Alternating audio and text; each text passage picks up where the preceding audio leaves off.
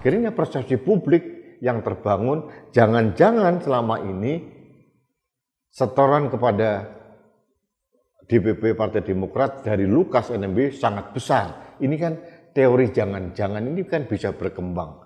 Persepsi publik tidak bisa diadili, tidak bisa dihukum juga.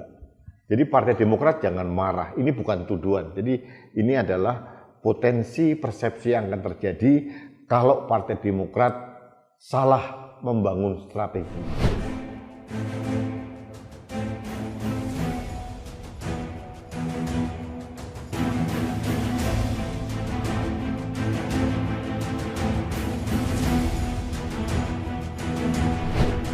Halo sahabat Indonesia, kita bertemu kembali dalam Opini Rudi. Sahabat Indonesia, Lukas NMB, Gubernur Papua yang tersandung masalah di Komisi Pemberantasan Korupsi.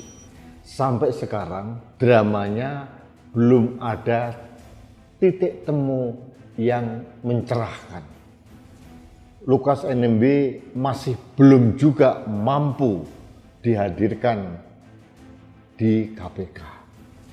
Saya tidak tahu alasannya apa, tapi kalau kita menyimak apa yang dikatakan oleh penasihat hukum dari Lukas NMB,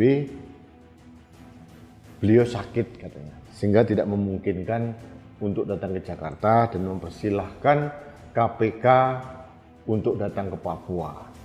Nah, ucapan dari pengacara Lukas NMB ini cukup menarik. Karena apa? Itu seolah-olah ingin menarik KPK untuk masuk dalam jebakan. Karena apa?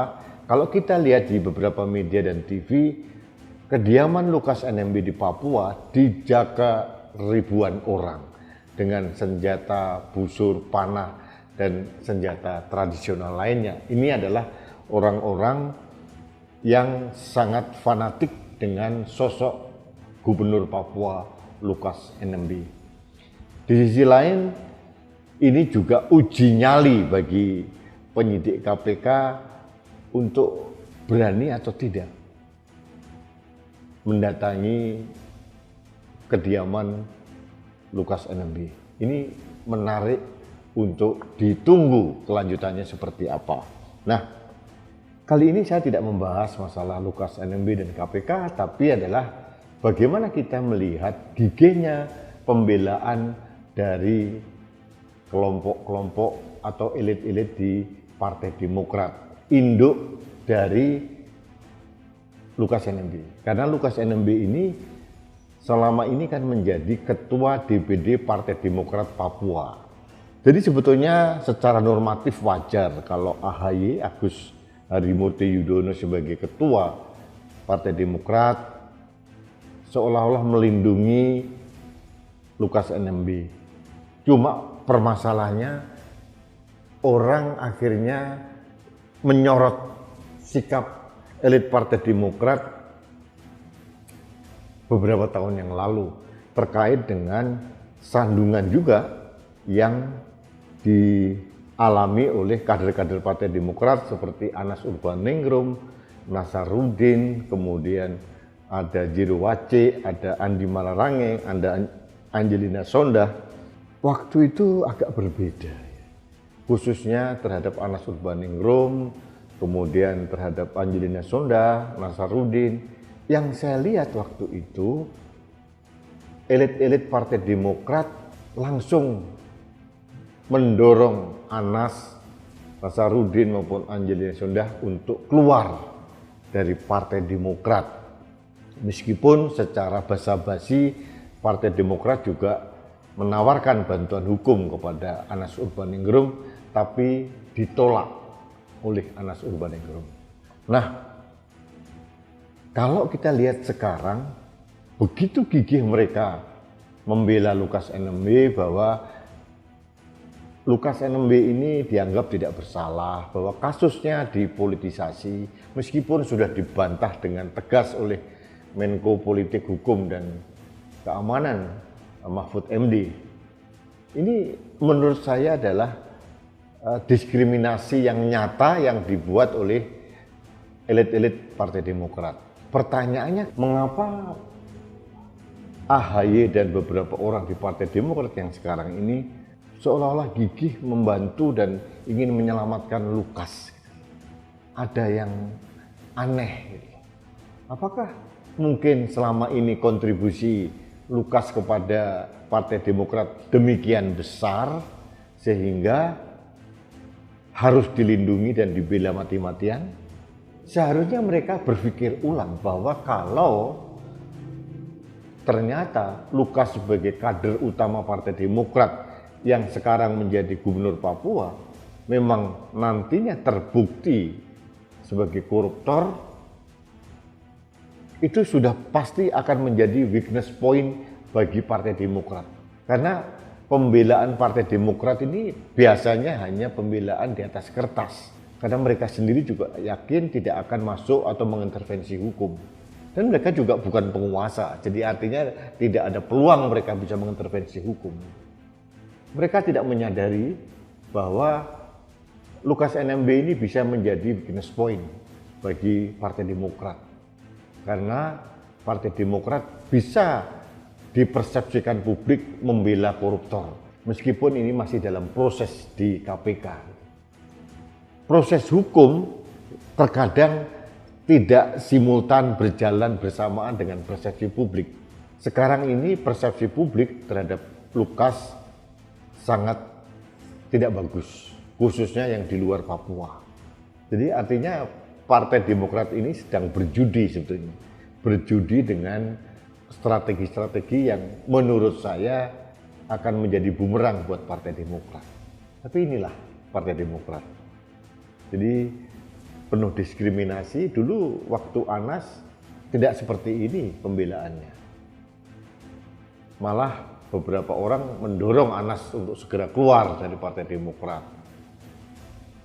Bahkan ada arahan dari Majelis Tinggi untuk penyelamatan partai. Meskipun diduga ini adalah semacam kudeta terselubung Anas Urbaningrum waktu itu. Karena semua orang tahu bahwa kemenangan Anas Urbaningrum ini kelihatannya tidak membuat Susilo Bambang Yudhoyono berkenan. Jadi artinya ini berbeda sekali perlakuannya terhadap Lukas. Partai Demokrat tidak belajar dari pengalaman. Karena begitu banyak kader-kadernya yang korupsi, pada pemilu tahun 2014 Partai Demokrat nyungsep, ditinggalkan oleh masyarakat. Karena apa? Stigma. Jadi para elit partai jangan bermain-main atau mengabaikan stigma masyarakat. Persepsi publik masyarakat ini itu bisa menjadi belati yang sangat tajam yang bisa memotong kearoganan elit partai. Dari pemenang pemilu lalu nyungsep menjadi partai menengah bawah. Demokrat tidak mau belajar dari pengalaman itu.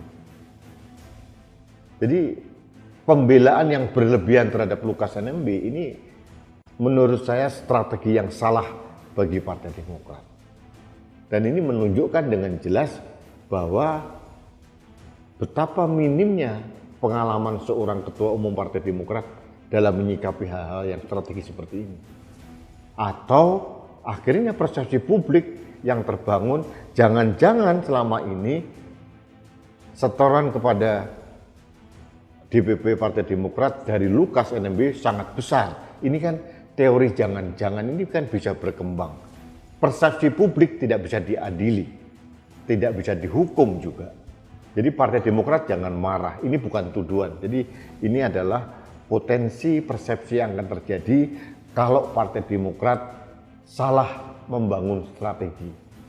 Strategi yang sekarang yang berkembang di publik, Partai Demokrat seolah membela koruptor.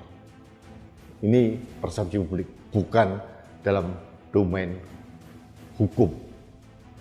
Saya katakan tadi, kadang-kadang proses hukum tidak simultan dengan proses jalannya stigma atau persepsi publik. Dan ini yang tidak disadari oleh Partai Demokrat. Tapi itulah Partai Demokrat yang dulu gencar mengatakan katakan tidak pada korupsi, ternyata banyak juga koruptor-koruptor yang sudah dihukum. dari elit-elit Partai Demokrat. Jadi sangat ironis. Ironisme ini terus kelihatannya terus digaungkan, dilaksanakan secara tidak sadar oleh elit Partai Demokrat. Di sisi lain, suatu kesempatan dia mengkritisi pemerintah Pak Jokowi tentang korupsi-korupsi yang terjadi. Tapi di sisi lain mereka membela orang yang sudah disangka korupsi oleh KPK. Ini kan ironis. Tapi ironis ini adalah nama tengah dari Partai Demokrat. Saya hanya ingin memberikan saran, hati-hati membangun strategi. Strategi yang salah akan menjadi senjata makan tuan. Kita tunggu saja. Baik sahabat Indonesia, terima kasih.